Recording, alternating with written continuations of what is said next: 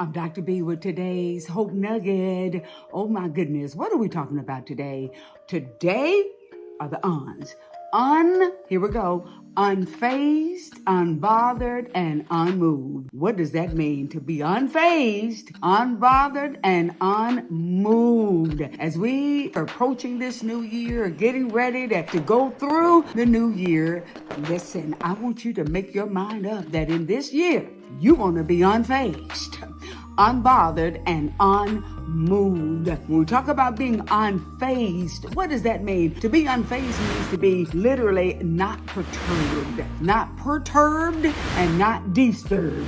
You hear that? To be unfazed just means you're just not perturbed by things, which means you're not easily upset, you're not easily agitated. No, you're just unfazed about it. I mean, things that are happening around us, there are a lot of things that are happening in this world, but you can make up your mind you're going to be unfazed. Unfazed about what's happening on your job, whatever negativity that is around you, you can decide, you know what? I am unfazed by it. I'm not going to be perturbed by it. I'm not disturbed by it. I'm not going to allow it to rattle my peace. Come on, rattle my joy. I'm not going to allow it to get me off course of the things that I'm working on and what I'm trying to achieve. To be unfazed. That's it. Unfazed. It's a smooth word. It's so smooth. I like that word. Unfazed. I'm just unfazed. Why don't you say that? I am unfazed.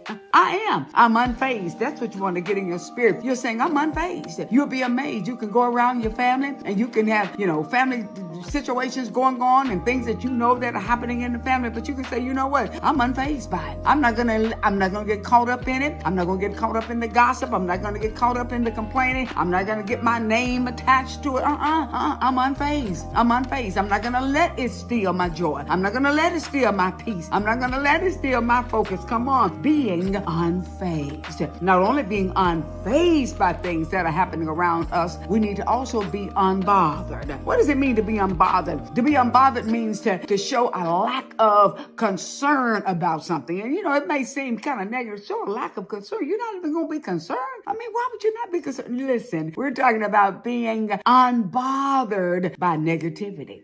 Unbothered by the things that you hear that would normally get you upset or normally, hurt your feelings or normally kind of pull you in. You know how things can happen and somebody call you and girl, let me tell you what they say. And let me listen, you say, you know what? I'm unbothered by that. I am unbothered. I am unfazed and I'm unbothered. It's good to be unbothered. We know we had an election. We got the White House is changing, but we need to understand it's not about who's running the White House. It's about who's running your house and who's running my house and who's running my house. Come on, somebody. It's the Lord. My faith is in God. And we have to understand that we just have to be unbothered by things that happen in the world that disappoint us, things that are happening around us. We have to decide that we're going to be unbothered by those things because it's so much that the enemy can use to tear our spirit or pull our spirit down. We have the power. You have the power and I have the power. So use your power not to be disturbed and not to be perturbed and not to be agitated and not to get caught up in it. So decide to be unfazed and unbothered. And the last one is to be unmoved. What does it mean to be unmoved? When you're talking about being unmoved, you're talking about being not affected by your emotions.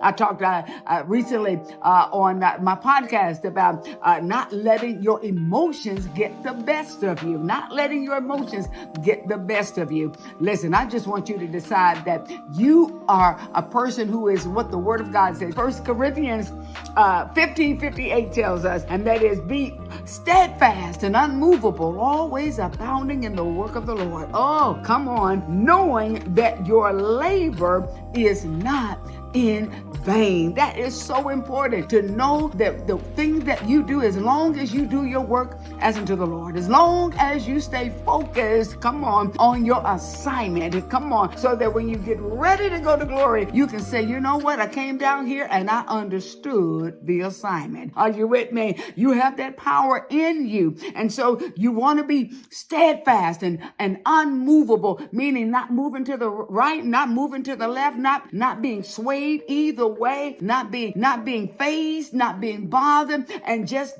plainly not being moved by things. You're not going to let your emotions, you're not going to allow yourself to get upset over the smallest of things. Come on, in this new year. You're not going to let yourself just get so rattled. Come on, and get just agitated and irritated. No, you can decide that, you know what? I am steadfast, unmovable, and I'm abounding in the work of the Lord. I'm always abounding in his work, and therefore I don't have time to be fazed. I don't have time to be bothered. I don't have time to be moved to left and right and just get caught up in everything that's going around me. I'm gonna stay focused. Come on, that is something for you to keep in mind in this new year. As we get ready for the new year, as you walk out this new year, understand that you have the power every single day to be unfazed, unbothered, and unmoved.